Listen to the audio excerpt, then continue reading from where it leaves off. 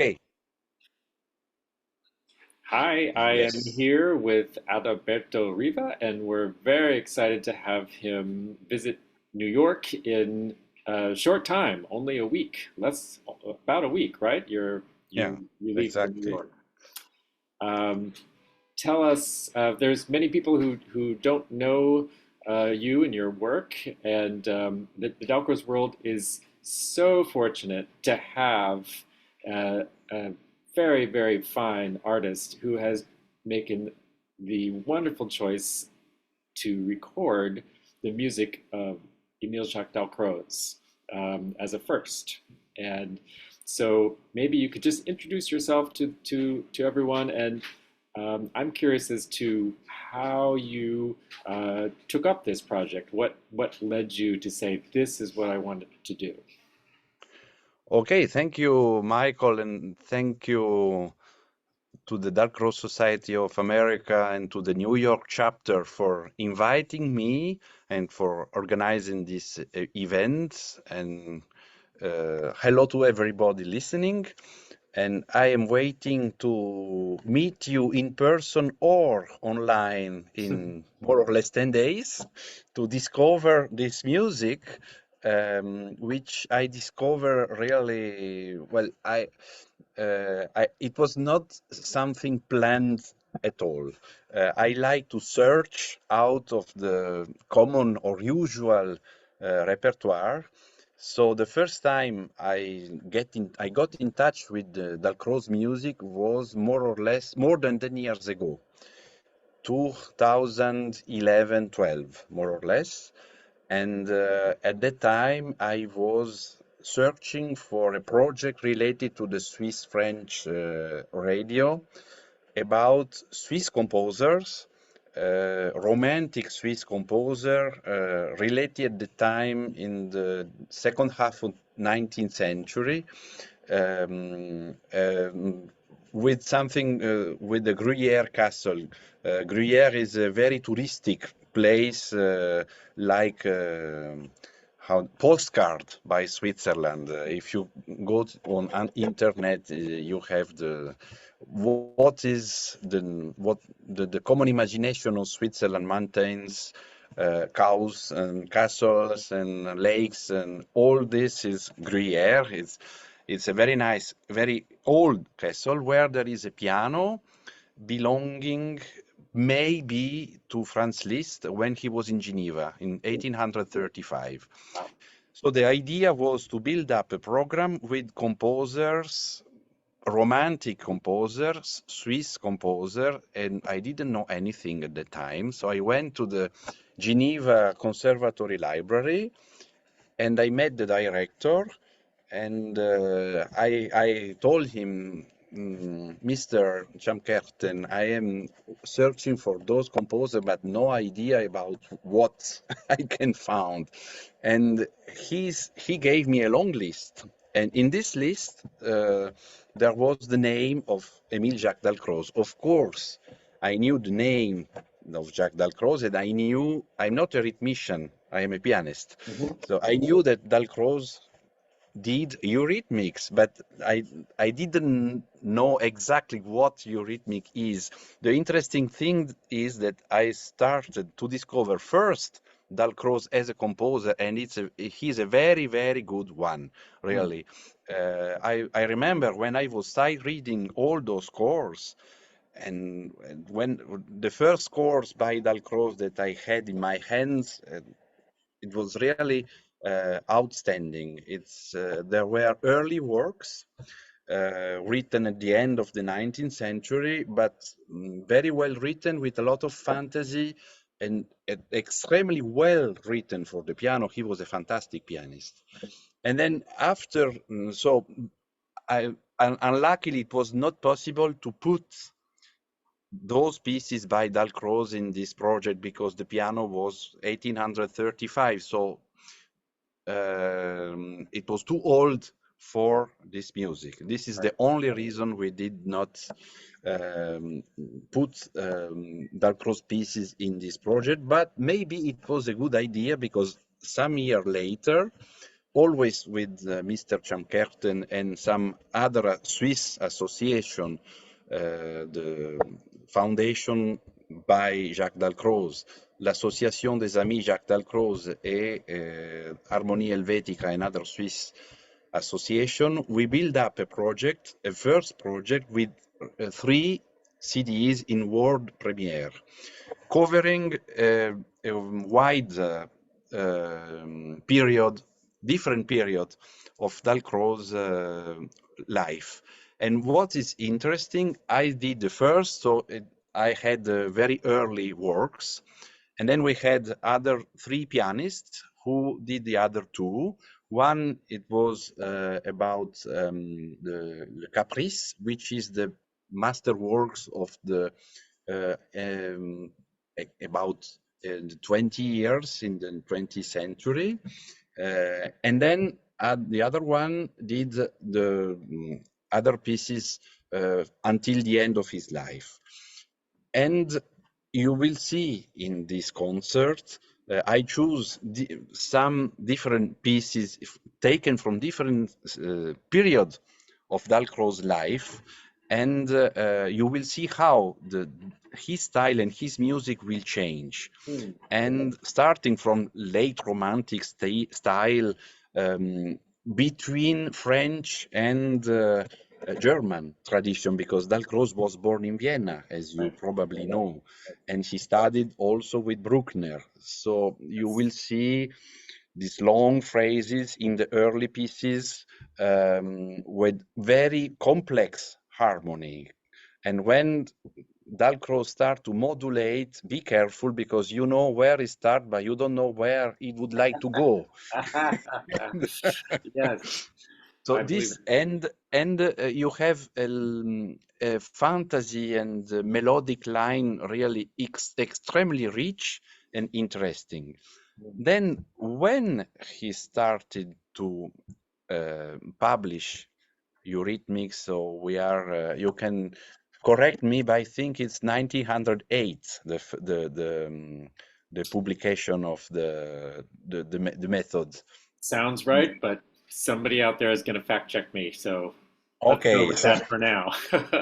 we are ready for questions. Yes, that's right. And then you see that his writing change, and especially in the 12, a selection of the 12 dance which are part of this program. You will see changing of meters, irregular meters, two ternary and binary meters, one on the other. Something that you practice, I think, every day, like drinking coffee in the morning as a rhythmician. That's But exactly what right. is interesting is this music is not written as exercise for eurythmics. It's music written for the piano. Dalcroze never stopped to compose for piano, and on the opposite side, he stops to compose for big works. He wrote 4 operas, big orchestral works, a lot of chamber music, which is absolutely unknown, and which is maybe was forgotten because of success of the eurythmic methods, which is known, Right. worldwide known. But People thought of him as a teacher and decided, yes, oh, you're a teacher, you're not a composer. so what is I discovered Dalcroze as a composer, and several years after, it was in New York when I came the first time. I I remember. think it was in 2017, Mhm. and we did a first presentation of this first CD, and then I had the chance to assist for the first time to a eurythmic class. And there I found a lot of connection between what Dalcroze was looking for in his early works and what you practice regularly and you find in your method. So, Interesting. and then going on, you will see the music is more complex and even more influenced, but everything he is discovering in eurythmics jazz, which influence everywhere classical music in Europe. But yes, all those pieces which are on the concert program are influenced by Eurythmics, but they are not pieces conceived as exercises for Eurythmics. It's piano music, and Dalcroze always never stopped to compose for piano until the end of his life. So the piano works by Dalcroze is what we record is really a small part. Well, But we're very interesting. But if you would like to discover, welcome and go on. yeah, we're grateful that you've taken up this project, and that's really interesting to think about the influence that his teaching may have had on the composing, and maybe vice versa. Maybe the composing came first, and then it ended up in his classes. Do you have any sense of that relationship? Yes, it's difficult to establish or to say, demonstrate what was coming first. You know, it's like the chicken and the egg. But of course, there is an influence, I think, in both senses. Yeah, From teaching to composing and from composing to teaching. exactly. Why I say this? Because if you look at the early pieces, Dalcroze never wrote a sonata, never. Mm, In his catalog, you have three pieces, group of short pieces, but not like let's say a structured work, like could be a sonata or a fugue or something on this way. You have only short pieces, generally on ABA form, which allows him a lot of freedom and to use a lot of fantasy. But the way he combines the elements is absolutely astonishing, every time so rich and different and interesting. So if you when I assist to the eurythmic class, you have to improvise. So it's completely free. So this is one point of common, let's say, coming from his idea of composition for piano. I am always speaking about piano, right, piano plays, piano works. right. Um, and then, of course, when you see all this changing of meters, this, let's say, irregular meter, but which doesn't sound, and you don't feel at all that these meter are breaking the regular flow of the phrase, which is very unusual, and it's something very typical by Dalcroze. It feels Of natural. course, this is coming from Eurythmics, so Right. it both both ways, I think, are deeply connected, and it the two faces of the same medal of the same composer. Very The interesting. problem is that if you when you speak about Dalcroze, yes, eurythmics and exercise for children, but Exactly. it's not only this.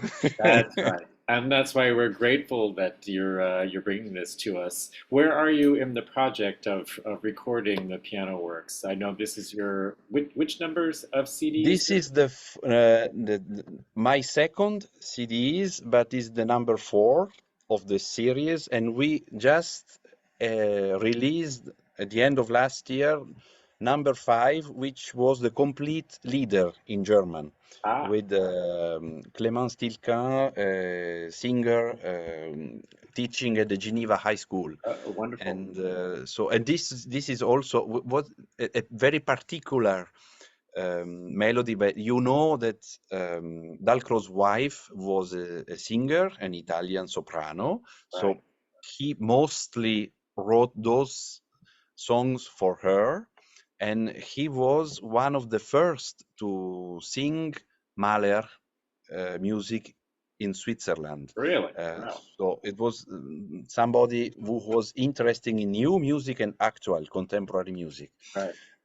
what is interesting that when Dalcroze moved to Hellerau, then there was the First World War, so he signed,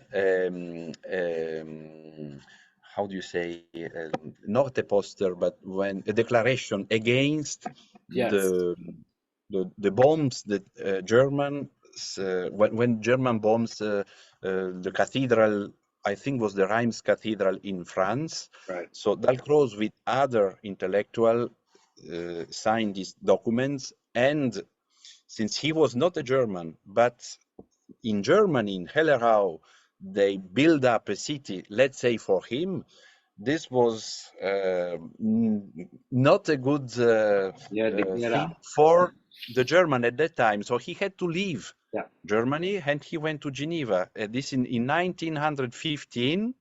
They built up the Dalcroze Institute in Geneva, which is still still. there. And we don't know, but after 1915, he never wrote any more in German language. Aha, that So makes leader sense. stopped before First World War, That makes sense. Yeah, it, we can which understand is that. maybe a proof. Yeah. So this is CD number five then. So This is city number 5. how Yeah. many more are we talking about here? No idea. But An there endless are project. we need we need, it's quite a lot of money to make a recording. So Yes. we are happy that we could. I am grateful to all the association and the sponsor who support those projects. And I am grateful also to people who are interested to present this repertoire, because I can tell you, um, if you go outside the Dalcroze world and you propose to a concert season, a concert like we are doing in New York in 1 week, doesn't make sense. Right. So there you go. That's all you need. Come Okay. see an exclusive event that you will not see anywhere else. Yes. We are happy to promote you and to have you and to host you. So as you Thank can you. see, Adalberto is a wealth of knowledge. So there's going to be a concert and then a question and answer series after the performance. So you'll have all kinds of chances to ask him anything you want.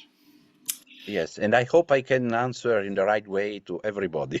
But I will be happy to contribute, to show and to share the knowledge of this music, which I think should be rediscovered and known nowadays. Very good. So there's in-streaming options and there's in-person options. The link is in the YouTube box right there below. So you can purchase your tickets. If you're coming to the show, you can use cash, of course, but you can also pre-buy your tickets. So we hope to see everybody there. Have a safe trip over across the pond, Adalberto, and we'll see Thank you you. very soon. Thank you, Michael, and bye-bye to everybody. And we are waiting for you for a full audience in New York. There you go. And I say also for European people that in Europe is 7 o'clock in the evening, so it's That's a good not. time. It's a very good time. Yeah, you can watch the concert and then go out and have more fun after that. Um, Exactly. and New Yorkers, of course, you'll have your whole day. You'll have your whole afternoon after that. So no excuses. All right. Thank you, Okay. Adalberto, and we'll see you very soon. Thank you to you, and bye-bye.